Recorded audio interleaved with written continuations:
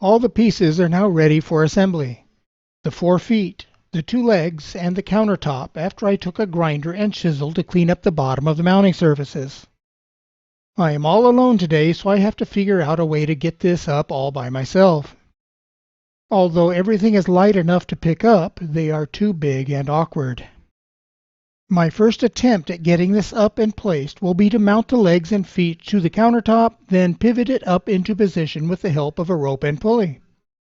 The other rope seen here will keep the countertop from falling over while it is on the ground. I have the sink bowl mounted, but a design error placed one of the studs too close to the leg and will not be able to be used. I trust the other 5 mounts are enough to hold it in place. And here we see that I've modified the faucet riser, adding a T-fitting and a dual angle stop valve. Now I am ready for that first attempt at erecting the bench. I have the countertop over on its edge and held up with a rope. It is sitting on 2x4s, so I will be able to get my hands underneath it to pick it up. And of course, I have my trusty knee pad pillow ready. Grabbing one of the front legs, I set it in place on top of a 4x4 spacer and immediately find I will need a spacer under the front edge to get the mounting holes lined up. Be right back.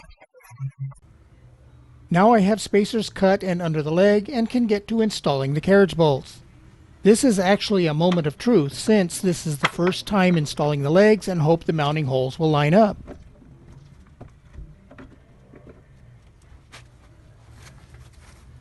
Needed a small hammer to tap them in.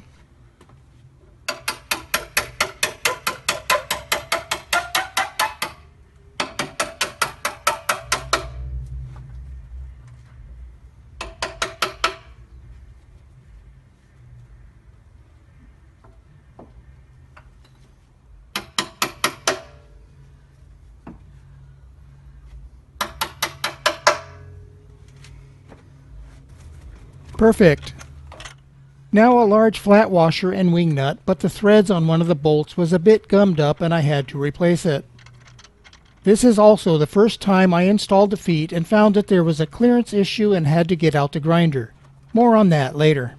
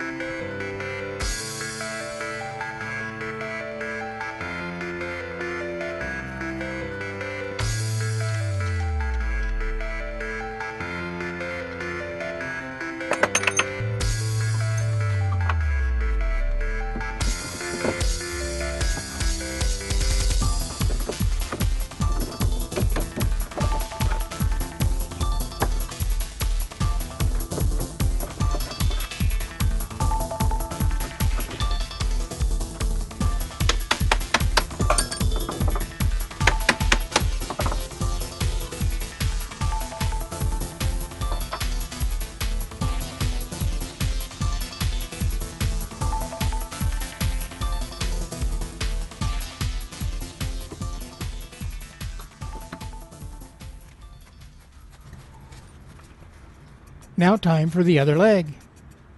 Still have trouble with those threads and cleaning it up with a wire brush.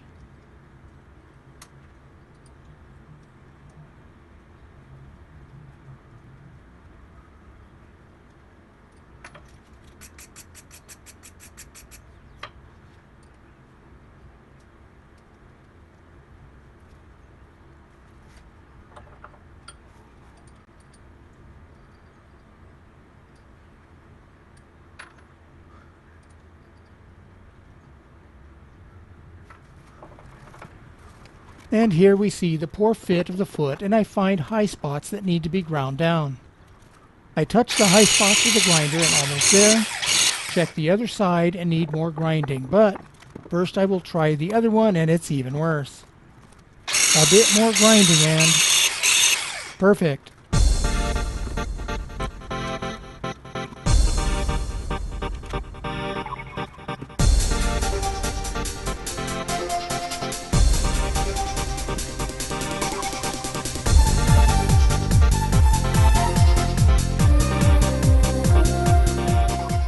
I needed pliers to rotate the bolt so the carriage bolt square lines up with the hole cast in the concrete.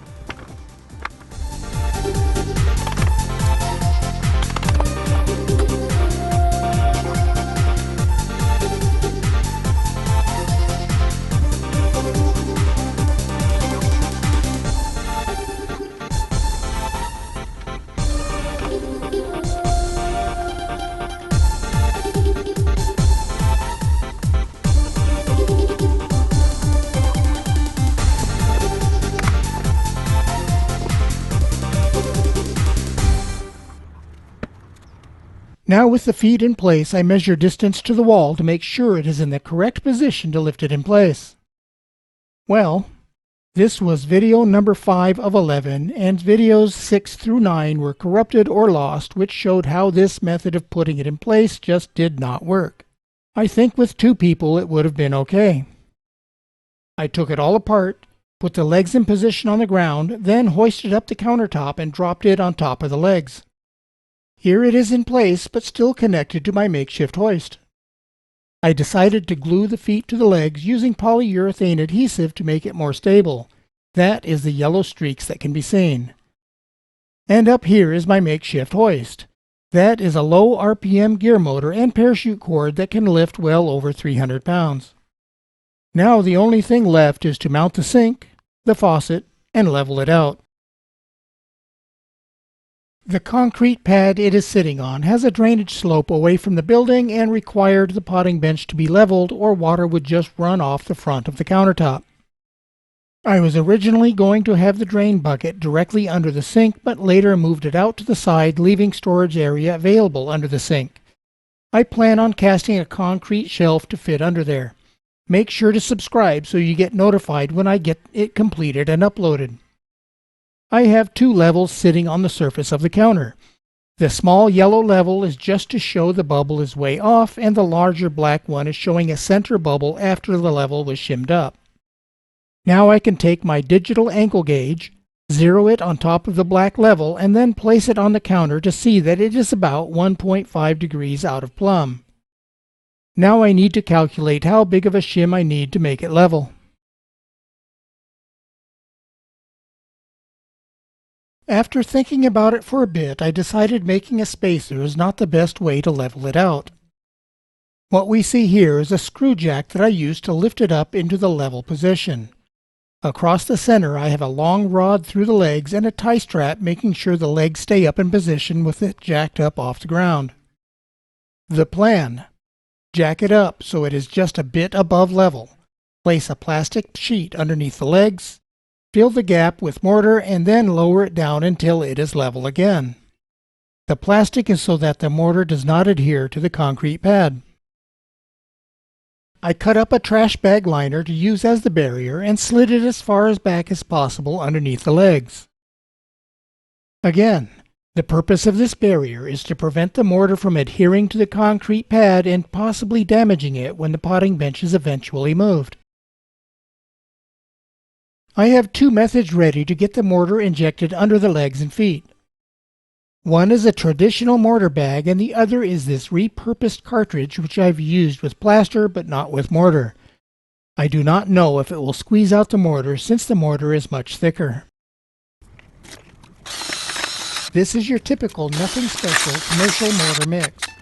I add water until I'm happy with the consistency and then shove some into the cartridge.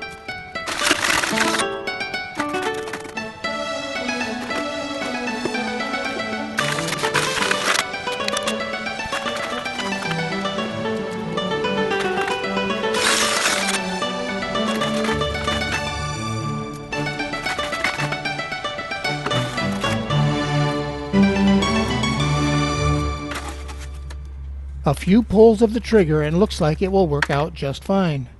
Due to the constricted space, I will not be able to video placing the mortar, as all you would see is my fat ass in the camera. We are finally here. This is the end of the potting bench saga. Woohoo! The leveling mortar has been placed and trimmed, and you can see from the digital angle gauge that we are plumb. Also seen here is I have the faucet connected to the angle stop. All that is left is to wait for the mortar to cure and trim away the plastic barrier. And here she is, all completed and ready to use. Here's a quick look underneath to see the sink mounting and the leg hardware.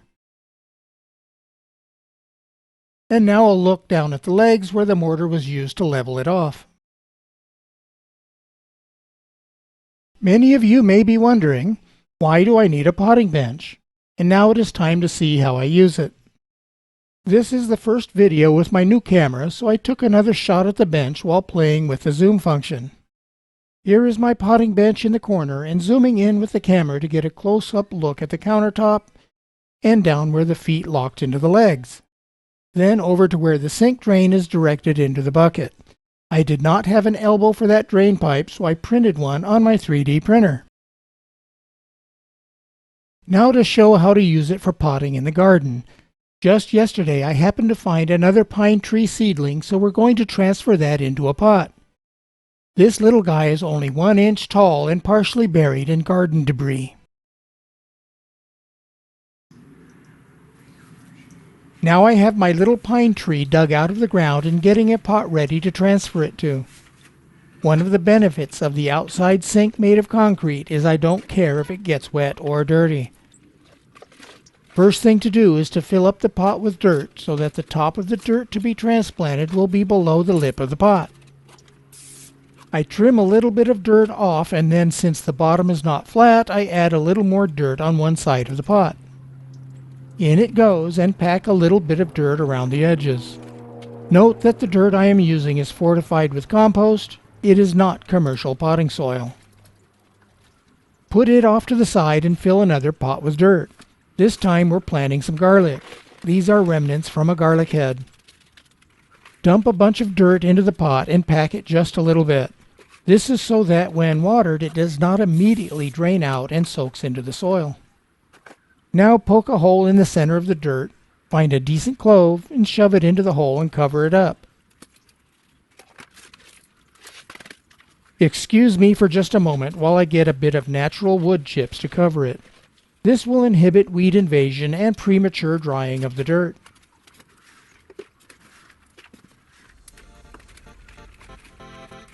Now we're going to repeat that just a few more times.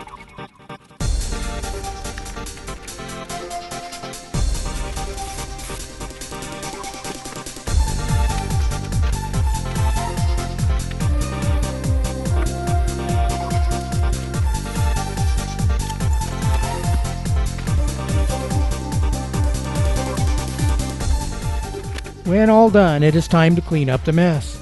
Since I am essentially in the yard, I just brush it off, flood the countertop with water, and brush any leftover debris into the bowl, and it will drain into my bucket without fear of clogging the plumbing.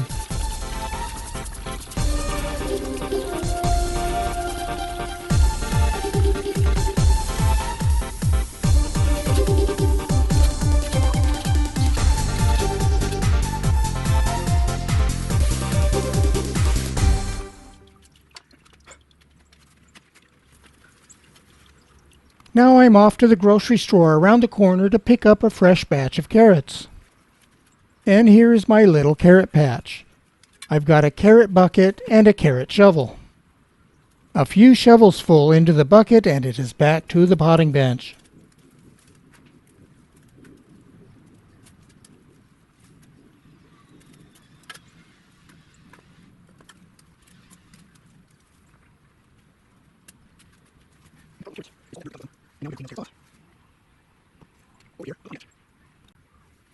Now I have my bucket of carrots on the bench and a sink full of water. Try doing this in the kitchen sink. In goes the carrots and swished them around a bit and then started pulling them out to trim off the tops. The carrot goes back into the sink and the top goes into a bucket to be composted. Once everything is trimmed, I swished the water around to help remove most of the dirt on the carrots. Then start pulling them out to scrub them off. I snacked on a few of the smaller ones. I used the strainers to skim off some of the floating debris.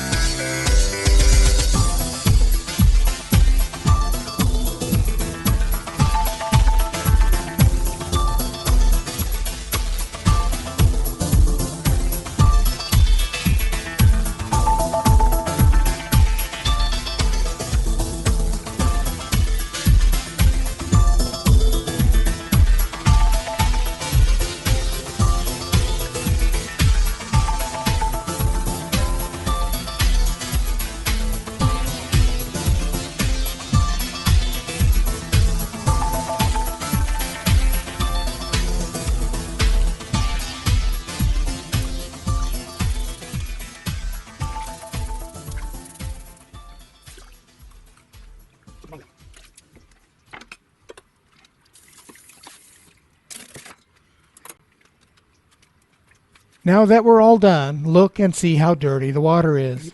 Flushing this through the house plumbing would only serve to enrich your local plumber.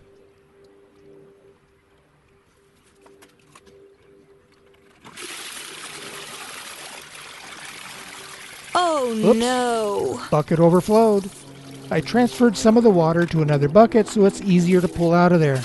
That water will be dumped around my thirsty tangerine tree. The other will go to the orange tree. To clean off the dirty bench, flush it with water and sweep the water into the center trough that drains into the bowl. I also use the potting bench to clean off other vegetables and fruits from the garden, recycling the dirt and water back into the garden. This is the conclusion of the potting bench saga that covered the design and fabrication of the form, pouring the concrete, and usage of the potting bench. I plan to publish more design and fabrication projects as time permits. Seems that I'm always building something. Please subscribe to be notified when new content is uploaded.